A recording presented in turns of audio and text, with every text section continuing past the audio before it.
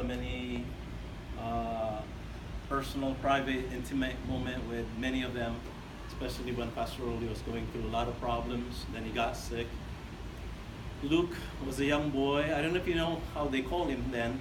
Dollar. They called him Dollar. And I don't know why.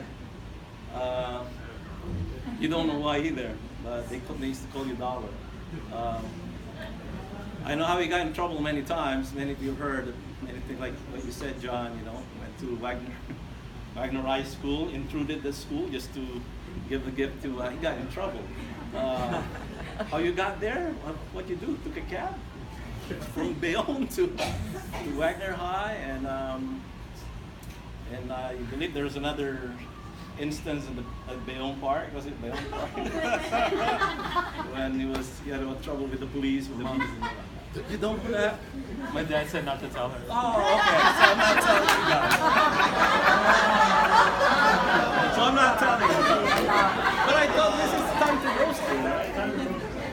Yeah, it was a BB gun. It was a BB, not a real gun, but it looked like a real gun. And now he's holding the real gun.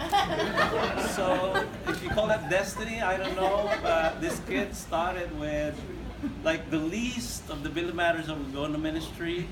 I would travel with them sometimes. I remember going to Columbus, Ohio with them, except for Ate Emi, I think, which is Pastor Rody, you and James. And I was wondering why every time, you know, we go past a what do you call it, a trailer, tractor trailer, and we'll get a biggest honk, you know, why is that happening? And then we found out that he and James were sitting in the back.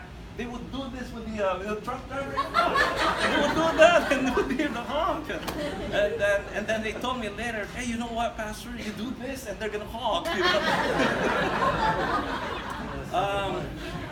But in all seriousness, you know, I've had times with Luke, like when he decided to go into ministry. That's when it became obvious to me that this young man is being called in ministry. He went to Bible school, of course, and after that we said, why don't you take over youth ministry?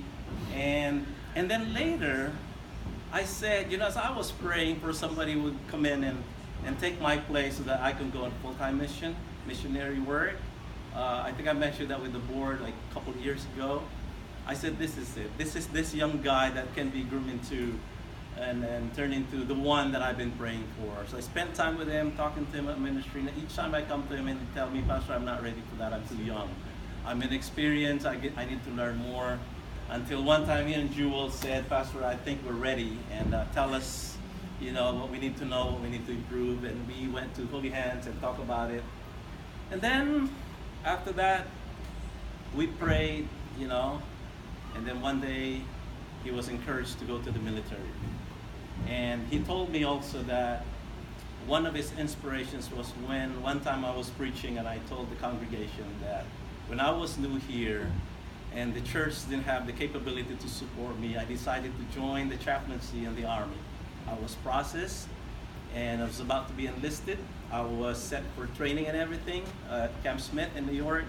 And then I got injured, my back. And I said, so the Lord put a roadblock and that wasn't the direction that I'm going. And he said, and then he thought of that. And the Lord just led him, you know, step by step. And now he's done with training. He's going to full military service at Fort Braggs. And I have thoughts about the work of a chaplain, which is very, very similar to the work of a pastor. Chaplain preaches, chaplain ministers to the sick, and there's to provide, you know, there to provide comfort and encouragement to those that are grieving. And you hear time and again of military personnel who do die in the field or in the service, and they're gonna have to be the one to be with the family. They're probably always the first one to tell the family that this has happened to your husband or this had happened to your dad, you know, and that's a tough job. But also, look, you know, I'm aware that in the military there's a high rate of divorce. A lot of families are breaking apart. it's not surprising because they get deployed sometimes away from home for a long time, and things happen. But you're gonna be involved in helping any of those, husband, wife, family, as they go through that, and you're probably gonna be helping couples, settle their differences and get reconciled. And I know that because you're a man of the word and you have the right wisdom, the right advice to give the military community when they need you. So be there, and Jewel, expect that you're going to be a part of it too, because it's a ministry. It's more than just playing chaplaincy. It's a ministry, and you're going to work together. And may the Lord use you. We're going to miss you. I will not forget all the times that I was away, and you're the one who took over and have ministered. I will miss that. Now it's going to be different. Every time I go, I'm going to have to look for a pastor outside.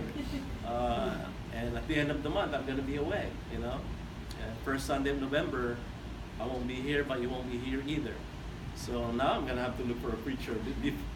Before, when you were here, I didn't have to worry about that, So just like when I went to California just very recently for the funeral of Anthony, I couldn't find a speaker. I tell you, I got a speaker the day before, and it's getting really, so what's gonna happen if we don't have a pastor who will show up? But the Lord has a different direction and a plan for you, and we welcome God's will. If you ask me, that's not my will for you, because I want you to stay, you and Jewel, very helpful in the ministry. And so may God bless you, may God continue to use you, and we'll be in touch. Thank God for all kinds of tools now that you can use, so we can be in touch. God bless you. So when you preach, show us live, okay? We want to watch. We want to watch. We want to encourage. We want to be encouraged. Yes. Some of you who haven't met Luke's mom, this is Ate Emmy. Come up here, Ate Emmy. So please, share your thoughts.